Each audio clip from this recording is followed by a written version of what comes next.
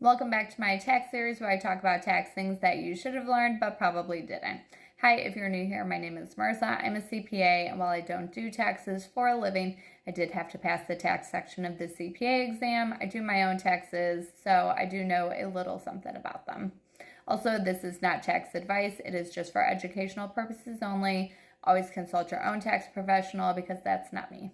Each filing status has a different standard deduction that is used to lower your taxable income. It can be different if you are blind, you're over the age of 65. You can be claimed as a dependent on someone else's tax return. And there's also situations that you may not be able to use the standard deduction, but we won't really get into those. Okay, so here's the standard deductions for 2025. So when you file your taxes next year, this is going to be the standard deduction. For single and married filing separately, it's $15,000.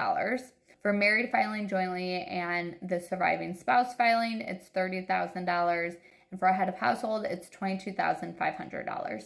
So most people take the standard deduction. It's easiest, it's less documentation, it gives them a lower tax bill. But there are situations where you might want to check to see if itemizing your deductions is the better way to go. So here's a few potentially eligible itemized deductions: mortgage interest, property taxes, state income taxes, charitable contributions, business expenses, medical expenses. Those are probably the most common ones. But if you're using tax software, I would just input all of that information and see which method produces the lower tax bill. And if you're working with a tax professional, I would also have them do the same thing. That's it for this video. Make sure you come back because we're talking about tax brackets next.